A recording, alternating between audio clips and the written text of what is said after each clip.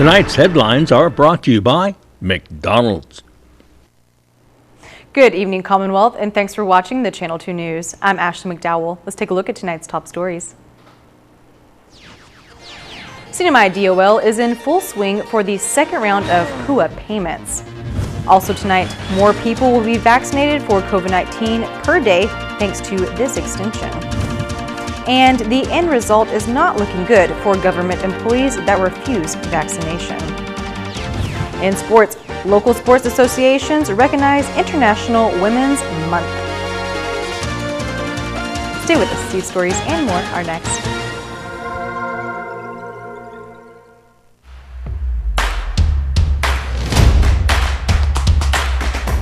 For the different beats of your life, we're here to keep you connected the way you want it. Plans made for you, by you. Build your own bundle with Link. Select the internet, entertainment, mobile, and home phone plans that fit your lifestyle. Pay for what you want, not for what you don't. Build your own bundle and save with Link. And there you have it, McDonald's new crispy chicken sandwich. From the makers of the world's most stolen fries. The juicy chicken sandwich from the place that offers extra napkins for a reason. The tender chicken sandwich from the creators of a sandwich phenomenon. So you won't just be biting into a chicken sandwich. You'll be biting into McDonald's new crispy, juicy, tender chicken sandwich. Ba-da-ba-ba-ba. A meal replacement smoothie is a great way to keep your fitness goals on track during the holiday season, and they taste great, fast, and easy. The December smoothie of the month is Minty Java Choco Chip, and it's just $5. Check out the Shake Cafe, Gold's Gym, Garapan.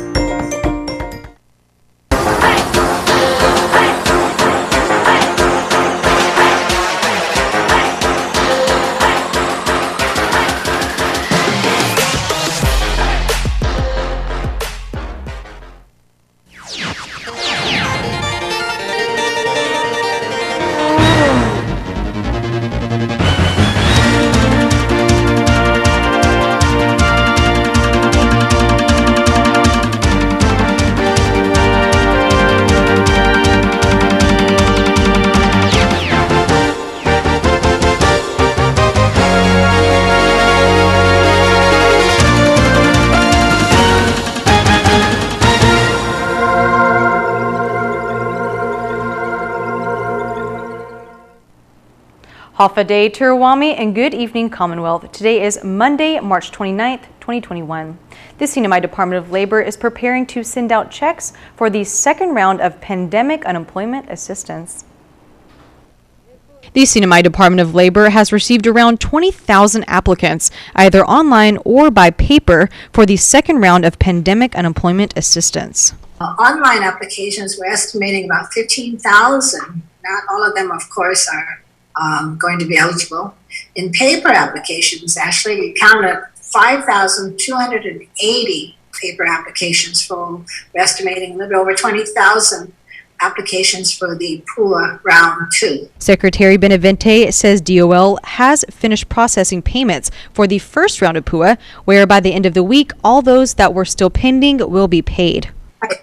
By this week, we are going to be done with the 1,920 that was still pending for review and adjudication. By this Friday, or Thursday actually, because Friday's a holiday, this Friday, all of PUA Round 1 will be completed as far as adjudications. If someone says they haven't received a PUA benefit from last year to end of December 2020, there's something wrong with the application, and they need to try and resolve that with us as soon as possible, because everyone has been adjudicated and cleared as far as processing their PUA application for whatever issues hadn't been resolved. As for the second round of PUA, she says claims are being processed where payments will start to be distributed next week.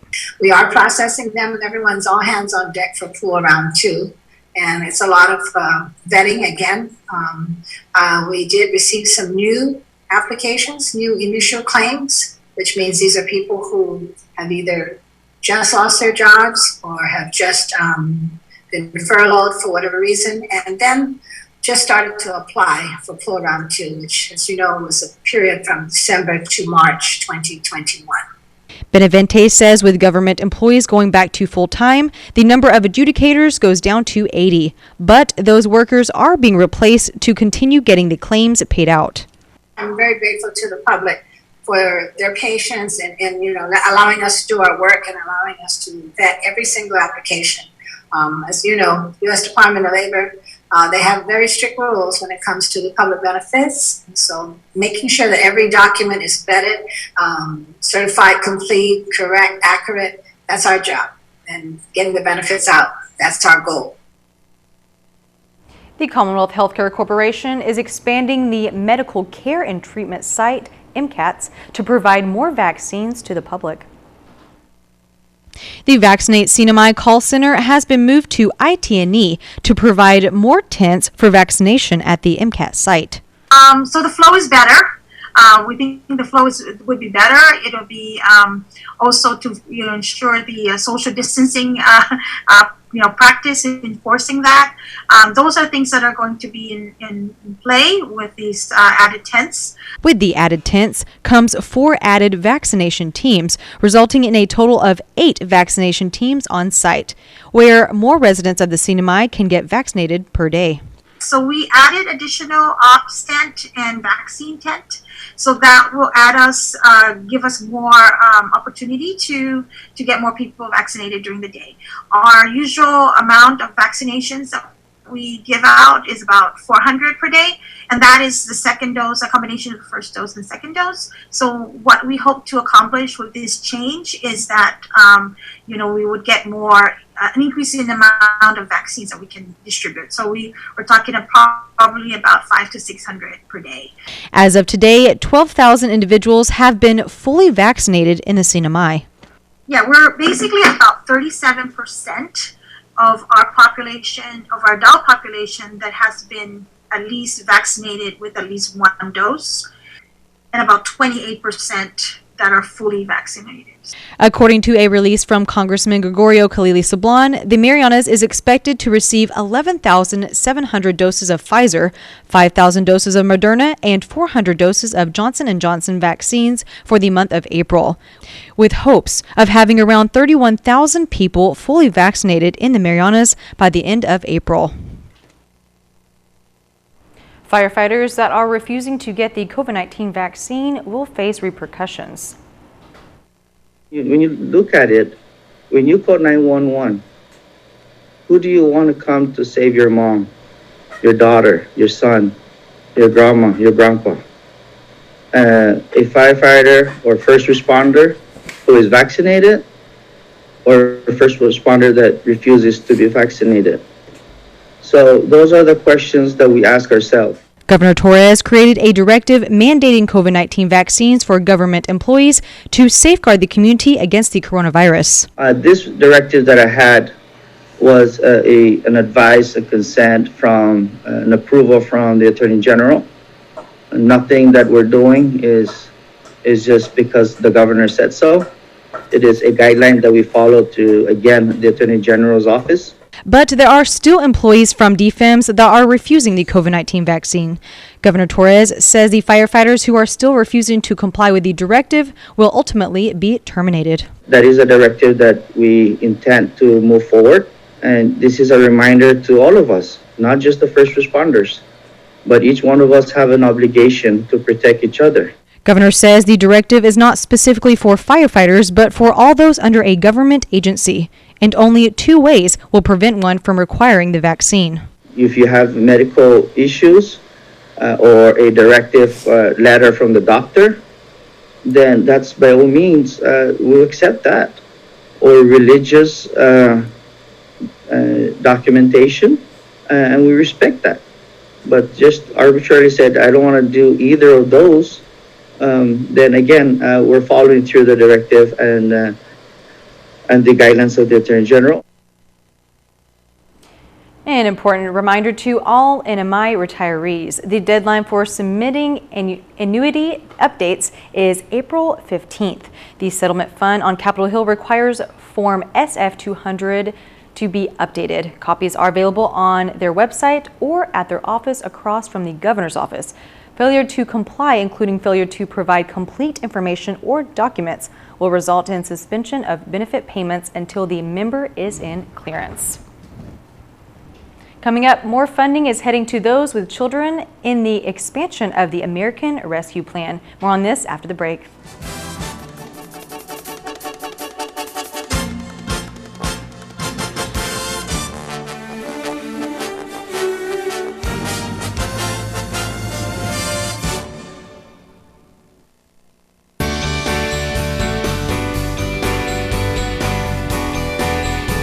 For your smiles, that give me endless pride. For our shared moments, that become an endless treasure. And when I've taught you everything I know, I promise to always be here to watch you grow. You've got endless potential, son. Access all you'll ever need, giving you endless data on your favorite social apps.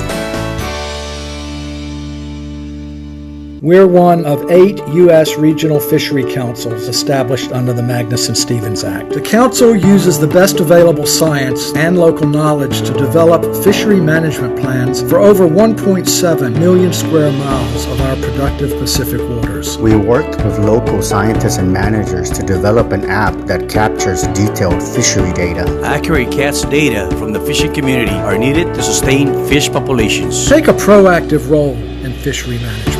The power of data is in our hands. Buy one, get one free for the off-road adventure at Mariana's Trekking. Come ride our side-by-sides at our best price ever and experience a great 90-minute trail ride. Rain or shine, hopefully rain. Book now at Mariana's Trekking. Saturdays and Sundays by reservation. Call 323-8735 or book at marianastrekking.com.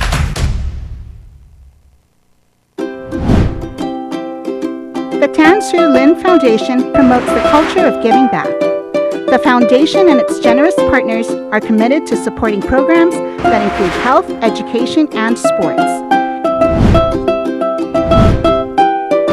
Initiatives that promote arts and culture, the environment, and tourism will benefit our community and our residents. Giving back and making a difference will help ensure that the island paradise we call home will be a better place to live.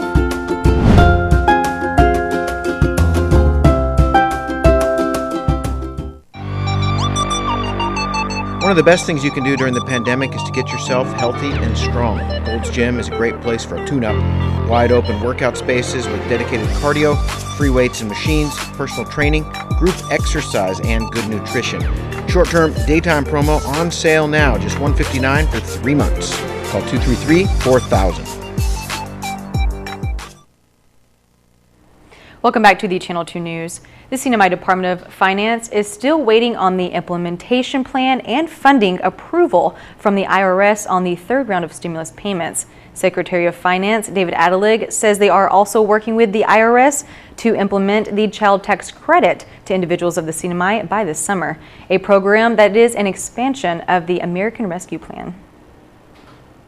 Or I should say the monthly advance tax credit, which was approved in the American Rescue Plan, is also being discussed with IRS, U.S. Treasury, as well as our offices in Rev and Tax.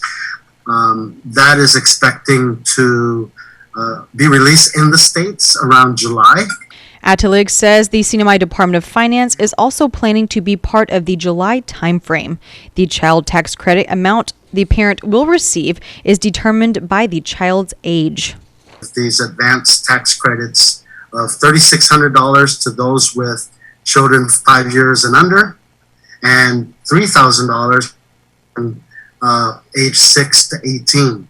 And so these are funds that are well needed for our residents here in the Commonwealth, and it excites me because then there's more funds available for our people and that they can generate some economic activity in our Commonwealth.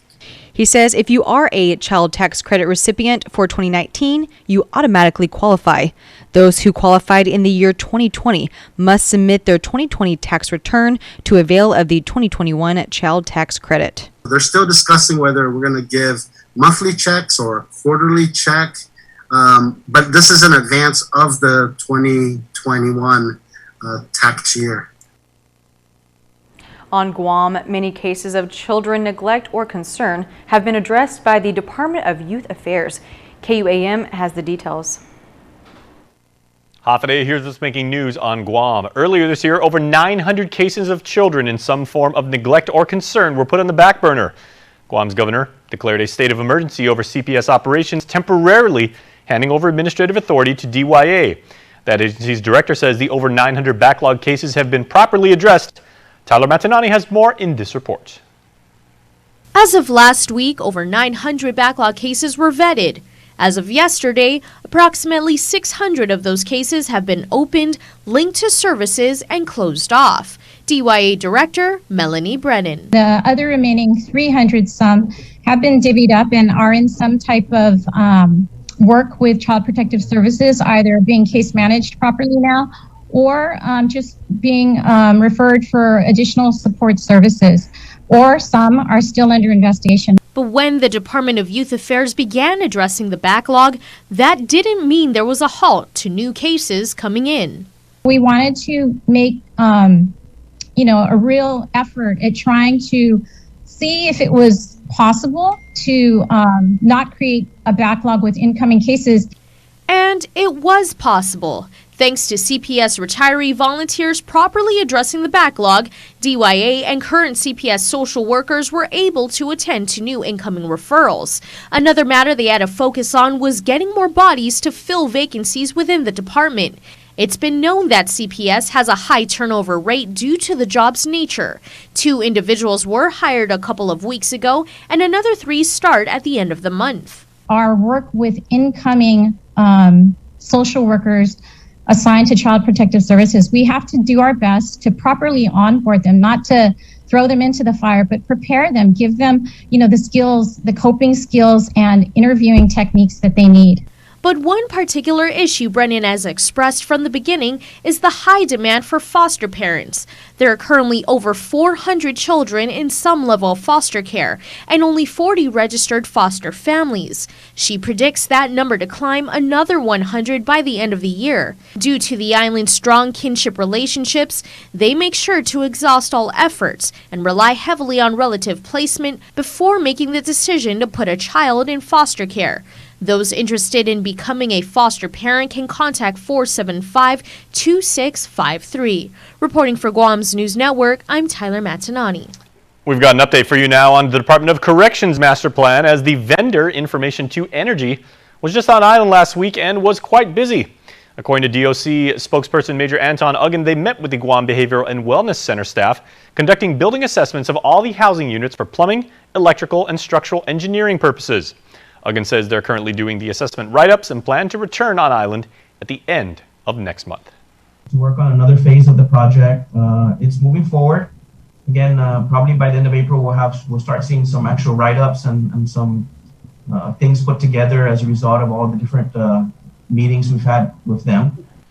The target date remains for August to finish the master plan and present the project to the governor. Make sure to check us out at KUAM.com for the very latest Guam news headlines. Thank you, Tyler and Jason. All right, coming up, the NMI is progressive on one important social issue. KSPN News is making progress because sports is next.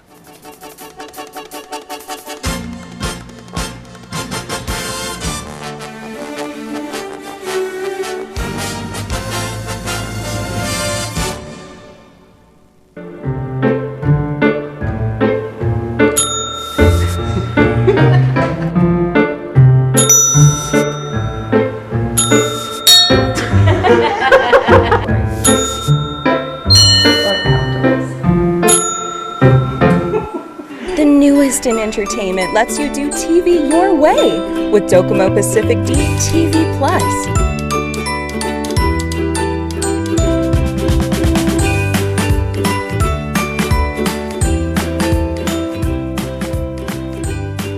Watch your favorite live and local channels, stream movies and shows on TV, on your phone, and on your tablet, right from your Docomo Pacific Wi-Fi. No more wires, no more cable boxes, now with the best price. Do TV your way with Docomo Pacific D TV Plus. Jose and Pedro were born on the very same day. Jose liked to play sports.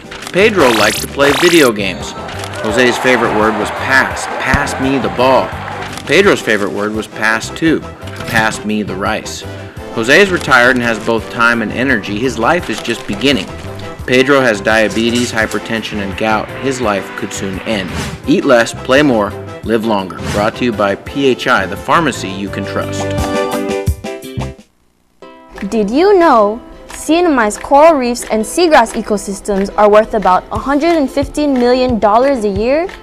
Coral reefs alone are valued over $100 million a year.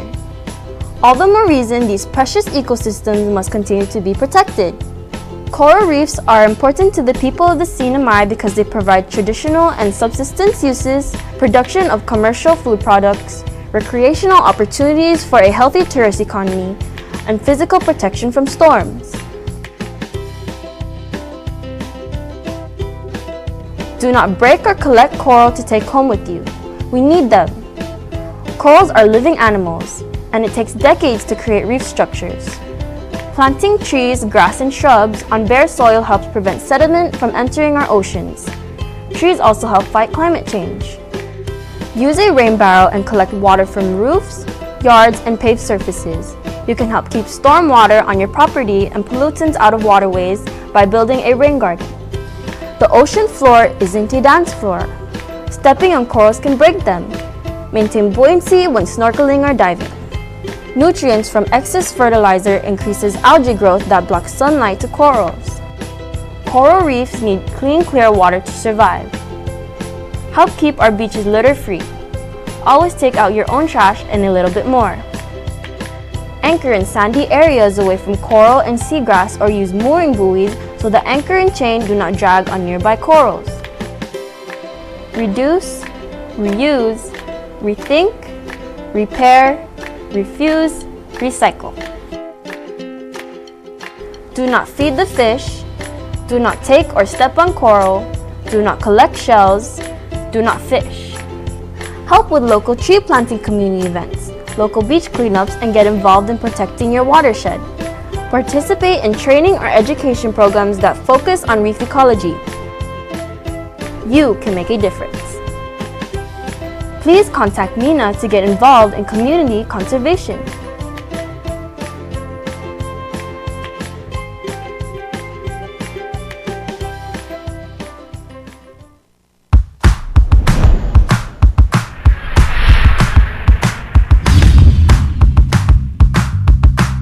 Hi, I'm Dre, one of the personal trainers here at Ghost Gym, and today I want to go over some exercises that you can easily apply into your current exercise program.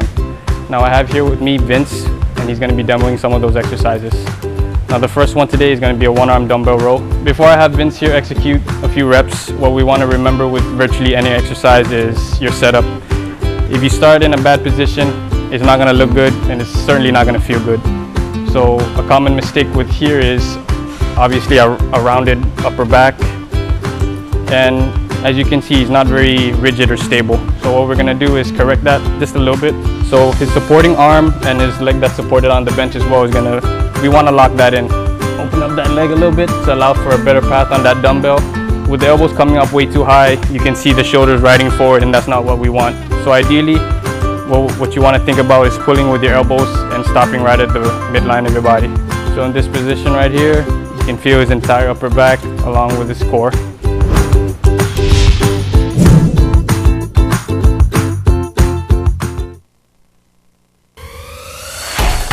Tonight's sports brought to you in part by Tan Holdings through the Tan Su Lin Foundation, making communities a better place to live.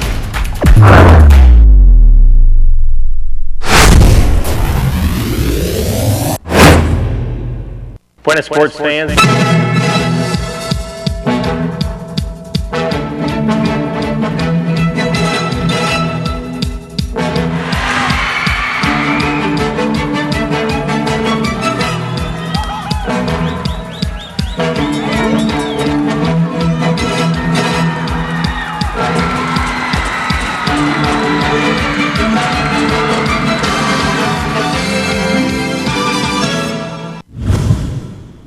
Brandon sports fans, 2 local sports associations highlighted International Women's Month with special events over the weekend. We start with Northern Marianas Athletics.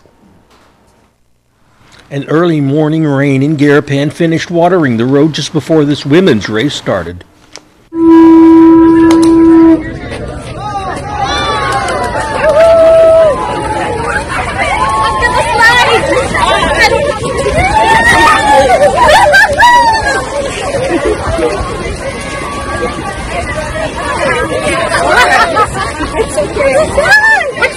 105 runners are off on a 10K from AMP to Hakbotan and back. Good morning. Are you a runner or a rider? Yeah. You look like a rider. Rider? Future runner, present rider. First one back, Lily Bloom Muldoon in 43 minutes, 42 seconds. Woo!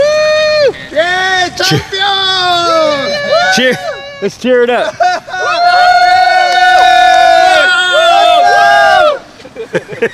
How long have you been living on Saipan? 1 week. 1 week, and then you came out here for this race? Just moved here. Just moved here. Tell us why did you come out? Some girlfriends convinced me yesterday that I should come and run. I'm an ER doctor and have a shift that starts at 8 a.m. And they said if I run fast enough, I should be able to get there on time. So the reason you ran so fast is because you got to go to work? Yeah, the race started late. I was worried. Less than a minute later comes veteran Noriko Jim. Nice. How was it out there today? Yeah. You run every day, though. You run every day, right? Yes. Why do you run every day? Just to be healthy, like I before my all the day before event.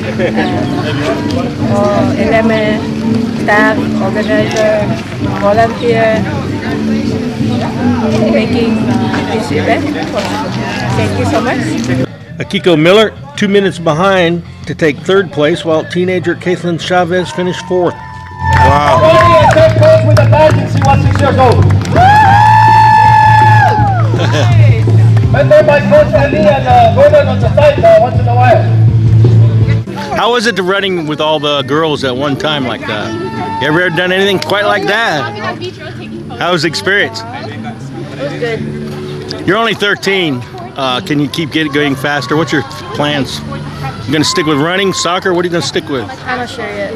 Haven't decided. PSS cross country champion Tiana Cabrera was there. How was that at the beginning? You saw all those girls at the beginning. They were really fast. Yeah, and it was really humid. How you feeling now that it's all over? I feel accomplished. And after the race, Lily had to run off to work. Sunday afternoon, Northern Mariana Islands Football Association also held a special event.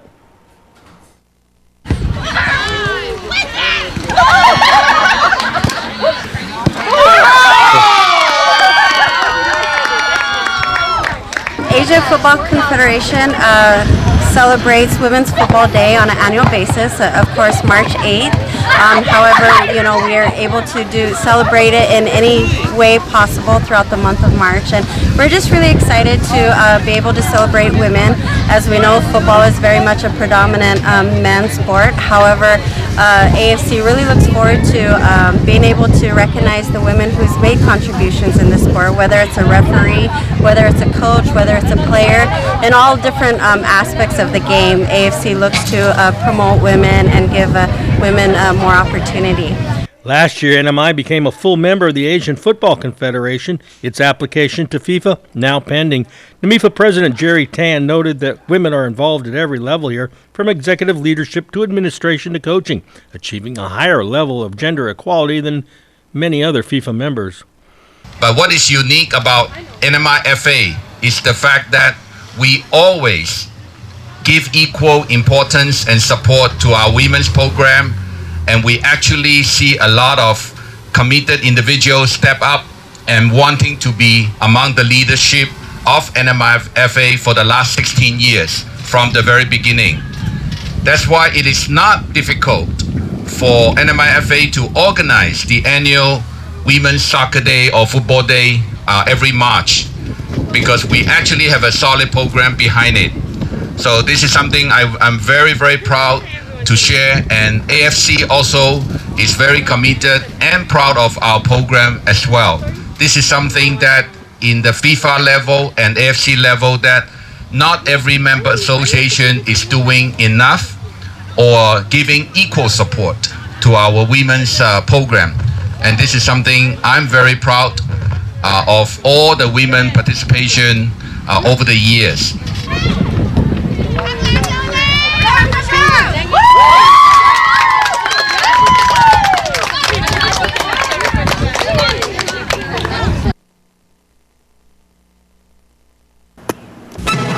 Here's the windup and the pitch. I don't believe what I just saw! Go-karts, off-roading, and the driving range now open at Marianas Trekking. Go-kart track will be open Fridays, Saturdays, and Sundays with 50% off when you book online at marianastrekking.com, hours 4 p.m. to 7 p.m. Use the promo code HAFA50 to get your discount. Off-roading is open too by reservation. Come on a 90-minute trail ride that is perfect for families. Book online at marianastrekking.com. Golfers, come practice on the driving range. You can even pay online and we will have the balls waiting for you. Come see us weekends at Marianas Trekking, 323-8735.